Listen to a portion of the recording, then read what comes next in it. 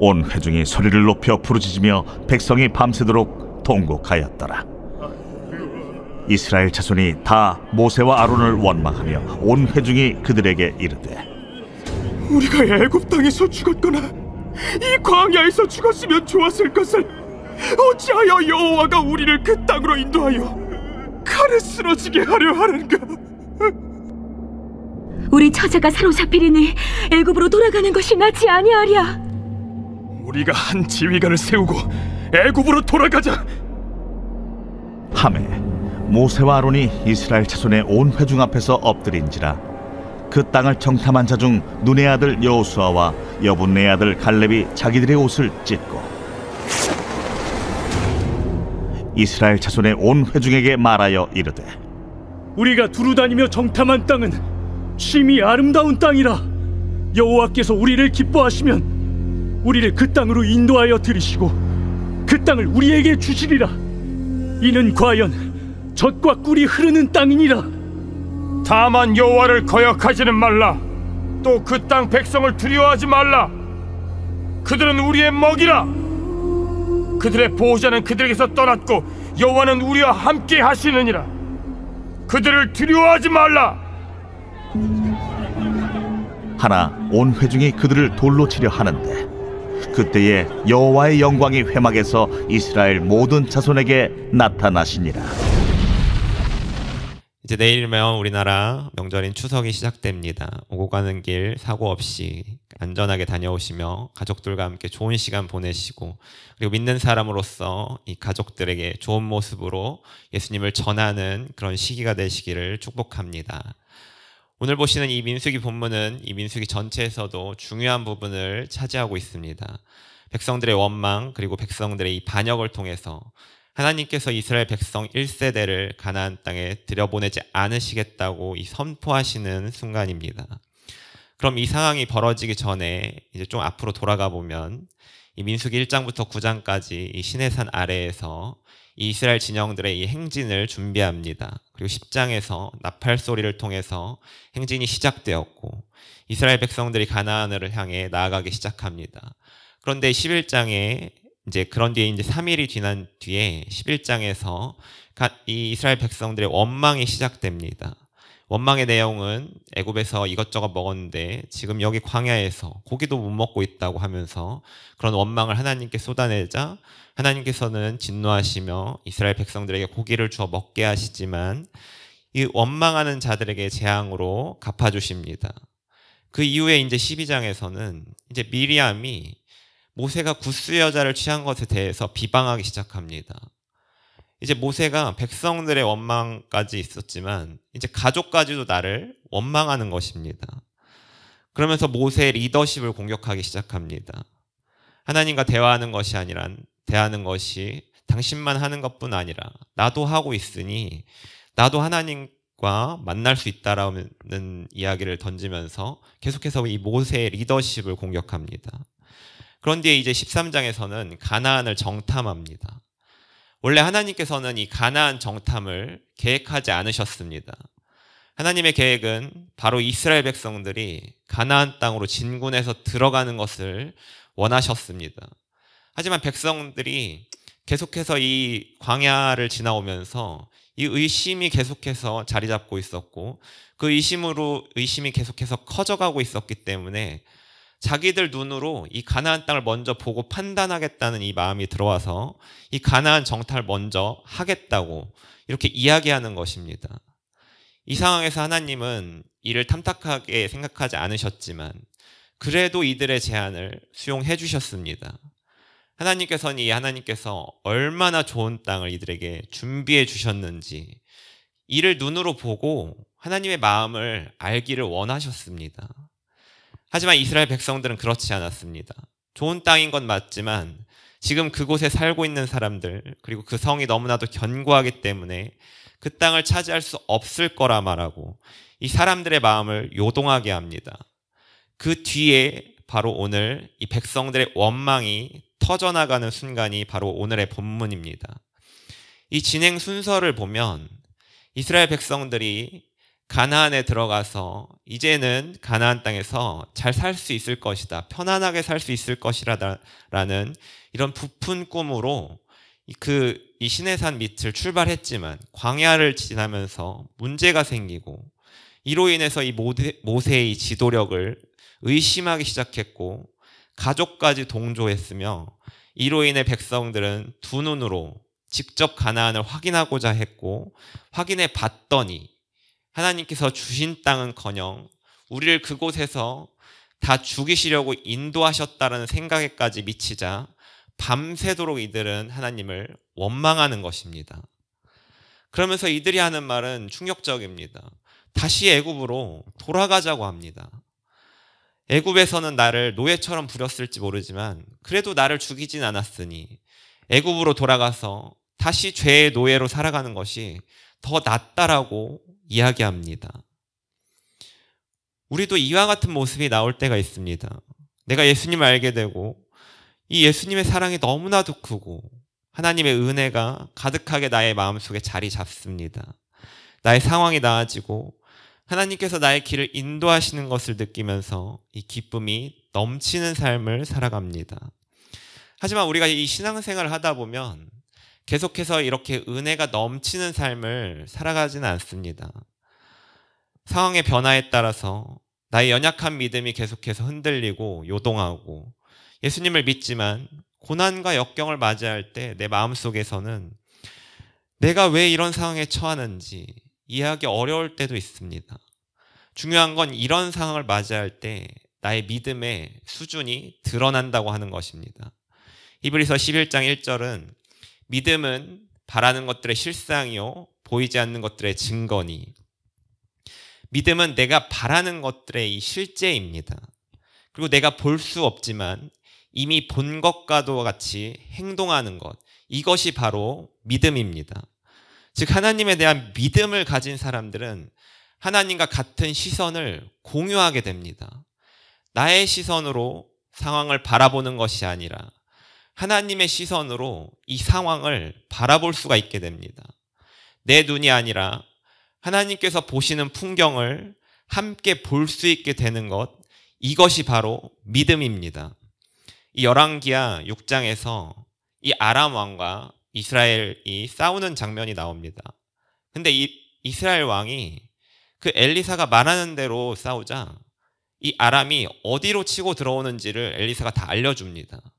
그렇게 되자 이스라엘은 그 치고 들어오는 쪽으로 방비를 시작하고, 그렇게 계속해서 이 군대의 진군이 막히자 아람 왕은 이게 누구 때문인가를 이 부하들에게 묻고, 그 하나님의 종 엘리사가 있으니 자꾸 이런 일이 벌어진다라고 이야기하자 엘리사를 붙잡기 위해서 엘리사가 있는 곳 주변을 군사들로 포위하게 됩니다. 이때 엘리사의 종이 밖을 보니 아람 왕의 군대가 자기 주변, 즉 엘리사의 주변을 포위하고 있는 것을 보자 걱정하면서 엘리사에게 말합니다. 그것이 열왕기하 6장 15절에 나오는데, 아, 내 주여, 우리가 어찌하리이까 하니.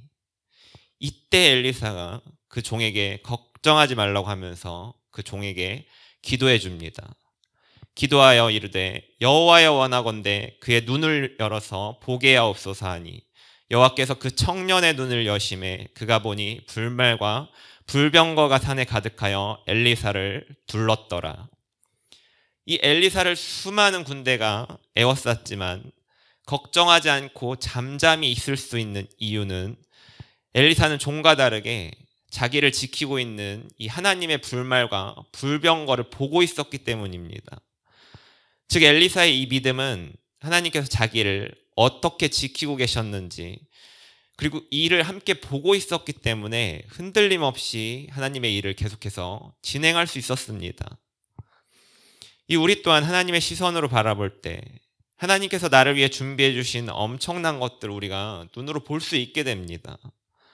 조금만 참고 견디면 하나님께서 계획하신 것, 이 하나님께서 계획하신 것을 볼 수 있는 이 믿음의 눈이 열리면, 이제 한 발자국만 앞으로 전진하면 하나님께서 주시는 이 젖과 꿀이 흐르는 땅 가나안으로 들어갈 수 있는데, 그 땅에서 살아갈 일이 코앞에 있는데, 이들은 그 일을 위해서 밤새도록 기도해도 모자랄 판에 밤새도록 통곡하면서 모세와 아론을 원망하는 모습을 볼 때 이 하나님의 마음이 얼마나 아프시겠습니까? 이제 조금만 더 기도하면 내 남편이, 내 아내가, 내 자녀가 주께로 돌아오는데, 조금만 더 참고 인내하면 이제 모두 다 주님 앞으로 나와서 이 믿음의 가정으로 이루어지는데, 이 완성이 코앞인데 이를 못 참고 하나님 이제 더 이상 못하겠어요. 저는 안 되나 봐요. 이렇게 기도했는데 왜 나에게는 그런 응답해 주시지 않으시는가요? 다 필요 없어요. 더 이상 저에게 이래라 저래라 하지 마세요. 2016년 리우 올림픽에서 우리나라를 감동시킨 선수가 있습니다. 바로 펜싱의 에페 종목의 이 금메달리스트 박상영 선수입니다. 이 선수가 이 올림픽이 있기 1년 전 2015년에 이 왼쪽 무릎에 이 십자인대 파열로 인해서 이 선수 생명이 끝날 위기에까지 처했습니다. 하지만 포기하지 않고 수술 이후에 재활을 거치면서 이 올림픽에 출전했습니다. 그런데 8강전에서 이 스위스 선수를 이기면서 내려오는데 이 왼쪽 무릎에 경련이 일어나기 시작했습니다.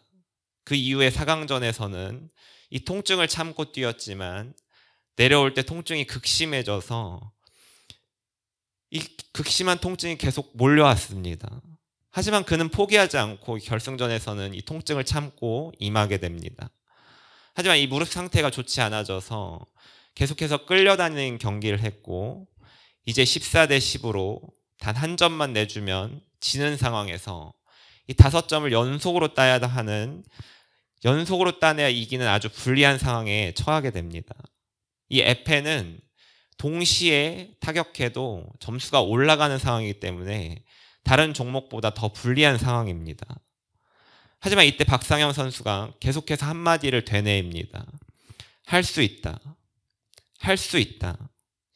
이 말이 마법처럼 통하면서 금메달 그 한 점 한 점을 착실하게 따라붙더니 결국에는 연속으로 5점을 따라붙으면서 금메달을 차지하는 기적적인 결과를 낳게 됩니다. 이 박상영 선수는 자기가 지금까지 해왔던 노력을 기억하며 할 수 있다를 말했고, 결국 그 말은 현실이 되었습니다. 이 오늘의 본문에서도 이와 같은 인물이 있습니다. 바로 여호사와 갈렙입니다. 이들은 똑같은 곳을 정탐했지만 다른 결과를 가져왔습니다. 이들의 눈에는 하나님이 보시는 시선으로 이 가나안 땅을 본 것입니다. 그래서 이들은 이미 자기들이 가나안 땅에서 싸운 이후 그 땅을 차지한 모습을 보았고, 그렇기에 이들은 확신이 가득 찬 목소리로 말합니다. 다른 10명의 정탐꾼들의 말에 백성이 밤새도록 울면서 모세와 아론을 원망하고 이제 다른 리더를 세워서 애굽으로 돌아가자고 말하는 이 순간에도 이들의 믿음은 흔들리지 않습니다. 본문 7절부터 보시면 이스라엘 자손의 온 회중에게 말하여 이르되 우리가 두루 다니며 정탐한 땅은 심히 아름다운 땅이라. 여호와께서 우리를 기뻐하시면 우리를 그 땅으로 인도하여 들이시고 그 땅을 우리에게 주시리라. 이는 과연 젖과 꿀이 흐르는 땅이니라. 다만 여호와를 거역하지는 말라. 또 그 땅 백성을 두려워하지를 말라. 그들은 우리의 먹이라. 그들의 보호자는 그들에게서 떠났고 여호와는 우리와 함께 하시느니라. 그들을 두려워하지 말라. 이렇게 급박한 상황 속에서도 이들은 자기들이 본 것을 흔들림 없이 말하고 있습니다. 이 하나님께서는 많은 사람을 쓰시지 않으십니다. 정말 하나님을 신뢰하고 하나님께서 보여주시는 것을 다른 사람에게 선포하는 믿음을 가진 사람을 사용하십니다. 우리를 이와 같이 사용하시기 위해서 하나님께서는 끊임없이 나의 이 믿음을 훈련시키십니다. 계속해서 나의 믿음을 훈련시키시는 이유는 나를 하나님의 목적대로 사용하시기 위함입니다. 에베소서 4장 13절 14절 우리가 다 하나님의 아들을 믿는 것과 아는 일에 하나가 되어 온전한 사람을 이루어 그리스도의 장성한 분량이 충만한 데까지 이르리니 이는 우리가 이제부터 어린아이가 되지 아니하여 사람의 속임수와 간사한 유혹에 빠져 온갖 교훈의 풍조에 밀려 요동하지 않게 하려 함이라. 이렇게 우리의 믿음이 하나님께서 원하시는 분량에까지 자라나게 될 때 하나님께서는 우리를 하나님 나라의 확장의 도구로서 사용하십니다. 영업을 가장 잘하는 사람은 자기가 파는 물건에 대해서 전문적인 지식을 가지고 있으면서 그 물건에 대한 확신이 있는 사람입니다. 보험 상품을 판매한다고 하면 그 상품에 대한 정확한 이해를 바탕으로 이 상품이 내가 지금 이 자리에서 만난 고객에게 꼭 필요하다라는 확신을 가질 때 전하게 되고 또 판매할 수가 있게 됩니다. 그런데 복음의 세일즈맨인 우리가 복음이 뭔지도 정확하게 모르고 복음이 내 안에 있는 확신조차 없는데 어떻게 이 복음을 잘 전달할 수가 있겠습니까? 복음을 듣기는 들었지만 예수님을 인격적으로 깊이 만나지도 못했고 하나님을 만난 것 같긴 한데 이에 대해서 믿음이 없고 확신이 없는 사람이 그런 사람이 전하는 복음이 어떻게 파괴력 있게 내가 전하는 사람에게 들어갈 수가 있겠습니까? 그렇게 이제는 여호수아와 갈렙같이 먼저 하나님의 시선으로 그 상대방을 보길 원합니다. 내 눈으로 볼 때 내 남편, 내 자녀, 그리고 내 주변에 있는 사람들 절대 교회 안 나오고 예수님 믿지 않을 것처럼 보이지만 이미 나오고 있다고 믿으며 예수님 믿고 있다고 생각하고 선포할 때 하나님께서 일하기 시작하십니다. 빌립보서 1장 6절 너희 안에서 착한 일을 시작하신 이가 그리스도 예수의 날까지 이루실 줄을 우리는 확신하노라. 이와 같이 살아가는 우리 성도님들에게 가정에서 그리고 교회에서 여호수아와 갈렙같이 하나님을 향한 이 믿음의 선포로 하나님 앞에 쓰임 받으시며 저 천국 가나안에 들어가시는 축복을 누리시기를 소망합니다. 기도하겠습니다. 나의 눈을 바꾸어 하나님의 시선으로 볼 수 있는 믿음의 눈을 허락하여 주옵소서. 이제 내가 요동하지 않고 흔들림 없이 이미 본 것과 같이 앞으로 나아가길 원하오니 나에게 이미 이루어졌음을 이미 주셨음을 확신하게 하시며 주님만 바라보게 하옵소서. 예수님의 이름으로 기도합니다. 아멘.